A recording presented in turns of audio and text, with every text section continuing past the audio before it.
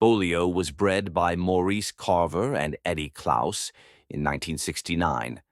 His sire was the famous pit ace Klaus Zeke, and his dam was Klaus Goldie. Bolio's pedigree is very heavy in the blood of a bitch named Carver's Judy and her sister the great Carver's Black Widow. In fact, he carried 50% of this blood in his breeding. Bennett Clayton of Texas bought Bolio from Carver and sent him to Floyd Boudreaux to be matched. He was hooked into a dog that had killed both of his previous opponents. This dog's name was Rowdy. Bolio was contracted into Rowdy twice. The first time Floyd was not content with Bolio's conditioning for the fight. He knew that Bolio must be perfect to fight a dog of this caliber. After Floyd paid the forfeit, he set up a new match with Rowdy for the big night of a Southern convention. This time, Bolio was in great shape, and when they hit, it was a real war. Bolio killed Rowdy in about 2 hours and was voted best in show. At this same convention, there were many champions being shown, and among them was Davis Grand Champion Boomerang. I was not at this fight, and I got my information from other dogmen and the sporting dog magazines. Sometime after the fight, Bolio was sold to a fancier in Southern California. The new owner of Bolio was not interested in matching him again, even though I felt he was the best 43-pound dog alive at the time. He decided to use him as a stud dog, and that was the best use for him. Bolio was so talented he never got hurt in rolls. I was lucky enough to see him roll many times against all kinds of dogs, including dogs that were up to 15 pounds larger than he. He handled all his opponents with ease. I have not seen a large number of the famous foundation dogs fight, and maybe some of them were better dogs than Bolio. I have seen many fast lane dogs in action since these foundation dogs faded into the past, and I can say that Bolio is the best dog I have ever seen, pound for pound. He was not an extremely hard biter, but he could shut his mouth. He was very skilled at keeping his holds, and sometimes it would appear that he was glued to his rival's head. He liked to fight the head. He was very strong and fast wrestler, and would quickly get his hold and then use his body weight and muscle power to wear the opponent down while punishing him the whole time. He would move in such a way that the other dog would be carrying most of Bolio's weight with him. When the other dog would slow down from the head holds, Bolio would go into the throat. If a dog did happen to get Bolio off his head, Bolio would go toe-to-toe with him, but not for long. Bolio would work his way back to the head and again be in total control. He was the fastest, smartest, and most effective head dog that I have ever seen. He had natural air, and I never saw him slow down.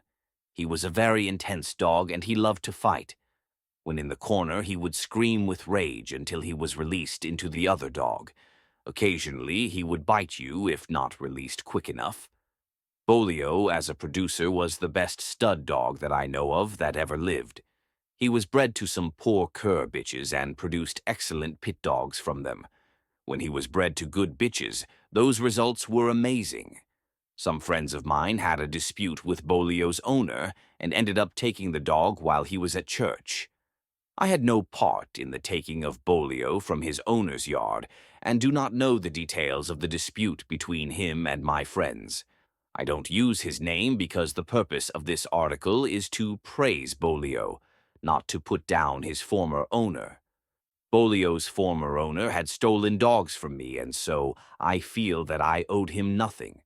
When the people who took Bolio offered me breeding rights to the dog, I accepted immediately. Bolio remained on my yard until he died at the age of 13. He would sire litter after litter of good dogs, and I would rate him as a better stud dog than my tombstone dog, who was also a great stud in his own right. Bolio produced fine dogs from all his breedings, no matter what the bloodline was. His pups carried the same traits that made him such a great dog. When I bred a daughter of Bolio's, Red Baby, to Tombstone, the result was 13 very good dogs. 8 of these dogs won 20 matches. The other 5 was used as brood bitches. Champion Tonka, Champion Snubby, Champion Crash, and Cremator were some of the better-known dogs I sold from this breeding. One of the first bitches I bred to Bolio was Faith, a Klaus bitch. This breeding produced 8 game and talented dogs, including Chen Leng and Champion Princess. Red Baby's mother was a sister to Offer's Crazy Babe, a pure Klaus bitch. Red Baby's litter was a bunch of great dogs. I had a bitch named Tuffy that was heavy in Klaus blood. She was by Tater and Faith, and when I bred her to Bolio, I got some very good dogs, including Bull Boy Bob Rom and Champion Dugan. Bolio worked well with good Tombstone and Klaus bitches.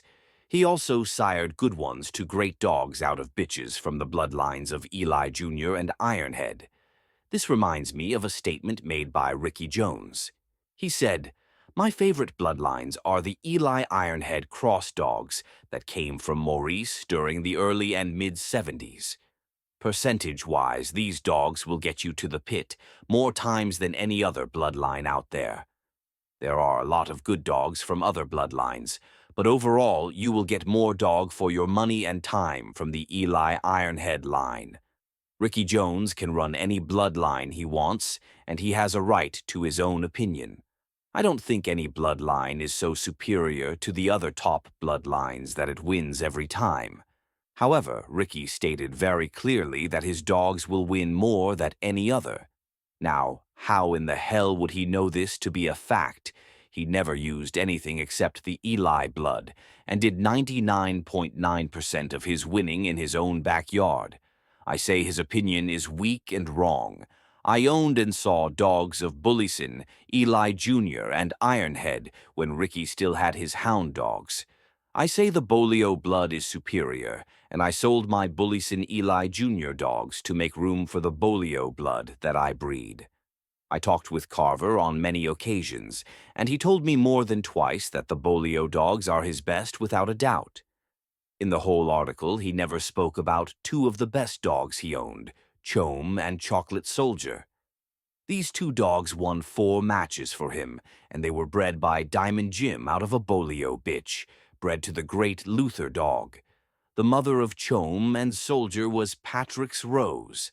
I understand that Jones had a lot of wins to his credit, but the fact is that a puppy I sold as a pet beat Grand Champion Sandman, even though Sandman outweighed him by 3 pounds. I am talking about Grand Champion Buck, a Bolio dog. If Ricky can make a statement that his dogs are the best, I can tell you that the people with Bolio dogs aren't losing any sleep over his honest dogs. I would not trade one good Bolio dog for any of his dogs. I guess most serious dogmen run the line of dogs they like the best.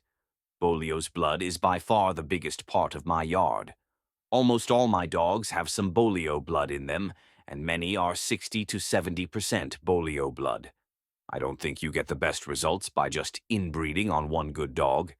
You need other good bloodlines to cross them with and to keep them strong. I am without a doubt the biggest Bolio fan in the world, and I have been bragging about him for 20 years. Maurice Carver told me that all the Bolio dogs will do for you is win. Lots of people don't like them after they win, but they get the job done. Eddie Klaus and Maurice Carver deserve the credit for breeding Bolio and his great littermates, Mendocino, Andy Cap, Daisy, and Legs Diamond. All I did was realize his potential as a stud dog. I'm sure I would still have bulldogs if I had never heard of Bolio, but I know my yard is a better yard because of him. If I could have any dog that lived in the past, today, as a 2-year-old dog, I would take Bolio, Pat Patrick. This information was obtained from the Canine Performance Journal magazine back in May or June of 1996. Thanks for listening. Like, subscribe, and tell a dogman or woman about the Sporting Dog Archive.